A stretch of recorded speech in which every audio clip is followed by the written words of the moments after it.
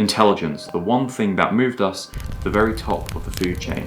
We used it to spark fires, to create weapons, to carve paths through mountains, to build cities from dust only to bring them back down to ashes, to ask who we are and why any of this matters. Some argue that it's the rarest commodity on Earth. But what if it's not? Picture this. You wake up, you go downstairs, and breakfast is made. The lawn's being mowed, the kitchen is clean, the living room is spotless. Oh yeah, and work, well, you don't need to worry about that anymore because AI agents take care of everything. In fact, they even run the economy and you're on universal income just like everyone else.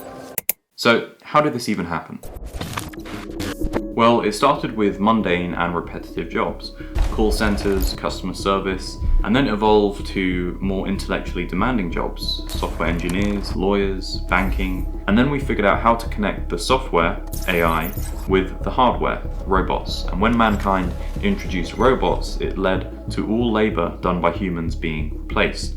No more plumbers, no more electricians, no more warehouse workers, the list goes on. So now that you are up to date, what will you actually do? Will you just sit around and do nothing? Maybe go on the beach and have some cocktails or binge watch on Netflix all day? The short answer is probably no. Let's think about the modern day for a moment. Most of us have our survival needs met. We have food, we have shelter. So then why do we do all these extra things? Why do we build these massive companies? Or why do we come up with these new inventions? Why bother if we have our basic needs met? Well, it's usually for more status, because more status led to more resources, which led to the ability to provide for more offspring. The thing is our biology hasn't caught up to our reality. We are still running with the same hardware we did 10,000 years ago. And another big one is purpose, is meaning. And when AI can do everything that we can do, the idea that we'll just sit around and do nothing is very unlikely, because that intrinsic desire to contribute, to create, is never going to go away. But in this future situation, will we even have money anymore?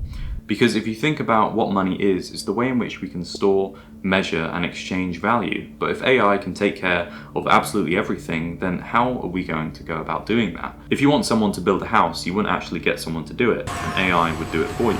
Or if you wanted someone to deliver you some food, an AI would also do that as well. So if you don't give the AI anything, then what do? Do you pay the company that owns the AI?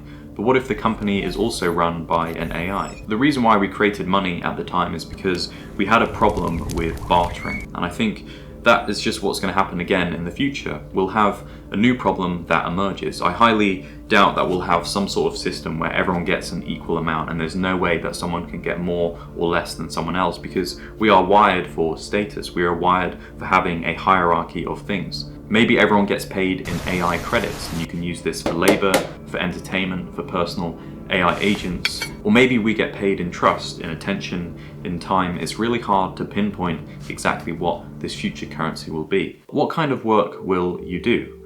Well, I think firstly it will be optional. I think there definitely will be some sort of universal income that is given to everyone. You probably won't have to struggle for food or shelter, but actually engaging in some form of creative work will probably be entirely optional. Sports will definitely not go away though, neither will entertainment, movies, musical theatres, concerts. Those have always persisted through time, and I don't think that those are going to go away anytime soon. But I want to briefly expand upon what I said earlier about purpose.